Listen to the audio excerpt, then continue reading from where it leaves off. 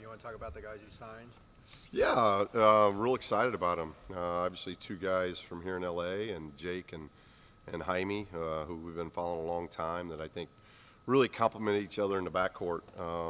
From how Jake can really shoot the basketball and moves extremely well on the perimeter and understands reading screens already, and Jaime, just his development of just being, he's got a chance to be an alpha dog, the way he attacks the basket, the way he can score inside and out. He's got good size and athleticism. And then Grant, somebody we've recruited for a long time, Dallas, now Wichita, or Fort Worth rather, Dallas-Fort Worth, and now Wichita, and a point guard that can really do a lot of things. Kind of got a good scoring mindset, can score off the bounce, can shoot it, and can facilitate really well as well. So it's a good start to the class. How do you go about assessing your needs when technically you don't have anybody leaving?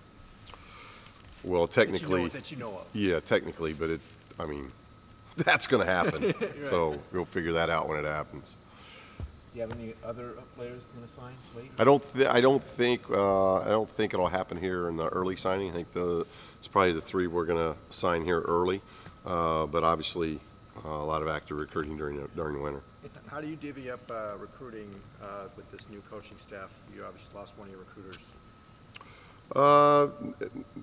As far as how we... Yeah, I mean, who kind of took over that responsibility? Well, Dwayne's always been somebody that's been in the forefront because he's been my associate head coach. So we give guys different titles. So Coach Grace used to be a recruiting coordinator. So, and basically what that is just coordinating where we'd like for people to go and people to see. But Dwayne from New Mexico to here has always been the guy that I lean on, and so now he just has taken over that role of coordinating the rest of us of where we go and what games we got to see. But I've never been a coach that you got the East and I got the West and you got the Midwest, and it's always been a collective, because when we have recruits and we do our recruiting, I want them to see our entire staff and get to meet them and build relationships with all the staff members, not just one particular guy. After the Long Beach State game, you said, with regards to the full court press, it was hard to simulate it in practice because you were battling injury. When do you think you'll get to that point where you're fully ready to go? Is it when Cody Riley comes back? Well, it's hard. You know, we're waiting on, obviously that helps, and Alex is progressing, but we know Alex is going to be a while, and, you know, hopefully in the next couple of weeks we get Cody back to where that helps, but you just never know day to day, you know, of what happens. But we've really gone into a 2-week mode of just a lot of skill work and a lot of breakdown stuff to where it's not body-on-body contact as much.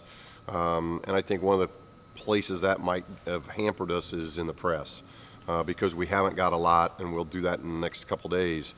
We haven't got a lot of work against pressure, full court. And so that's probably on us as coaches, and a decision that we had to make as far as what we get to, what we don't get to early in the season. But here in the next couple days of those practices, we'll work extensively against teams that want to kind of pick us up full court, because we know that's going to come, and we want to be able to attack that like we do anything else on the offensive end.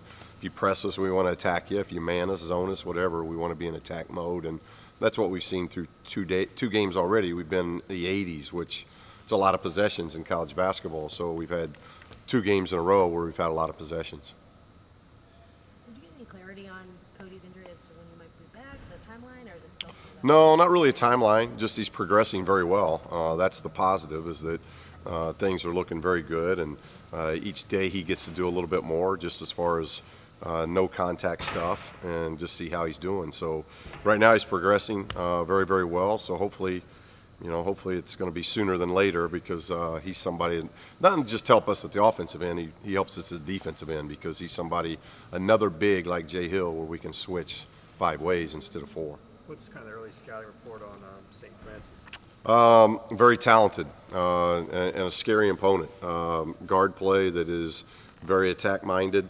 They shoot it well, they drive it well, they put a lot of pressure on your defense because they like to score the basketball. So very similar in really the first 2 games that I think you're going to see a high possession game, because PFW, Long Beach, they wanted to play and play up tempo, and I think St. Francis the same way.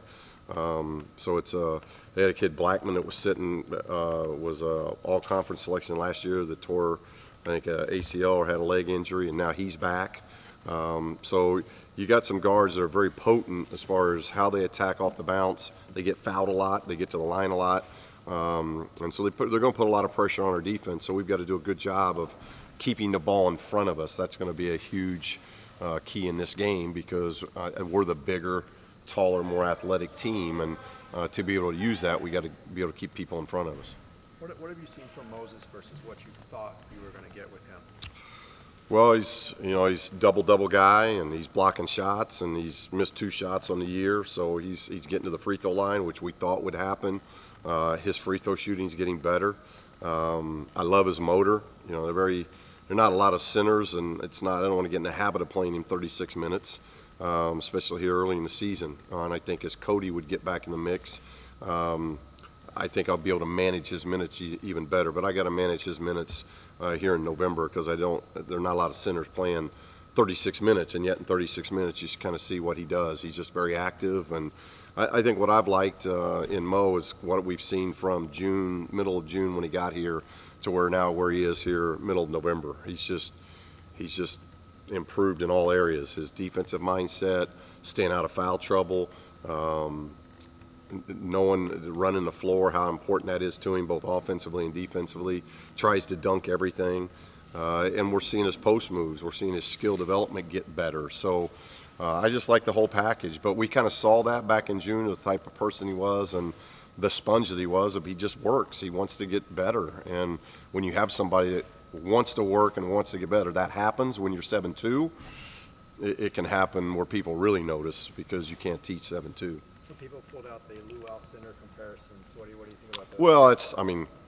Well, people always throw out comparisons. I'm not a comparison guy because I think I have too much respect for those that have come before these guys. And these guys are trying to develop a career. They're trying to become a really good player. And to compare that to, arguably one of the best ever to play the game, that's unfair. Obviously, they're big guys that grew up in New York City, but from that standpoint, that doesn't mean that Mo can't develop into an outstanding player. But to compare him to Kareem right now is very, very unfair. Getting back to the press, did you see him take what gave the team the problem? Yeah, little things, not running the baseline when we take the ball out, catching it in the coffin corner, inviting traps. It was just something that we hadn't seen yet. So, and that's what happens. We told the guys in film that happens in November. You're going to see some things that we haven't seen in practice because you're going to play against different systems, different styles, different offensive things that teams throw at you, different sets and actions. Maybe we haven't defended in practice, and that's what November is all about. So that as you grow and mature, you've seen everything.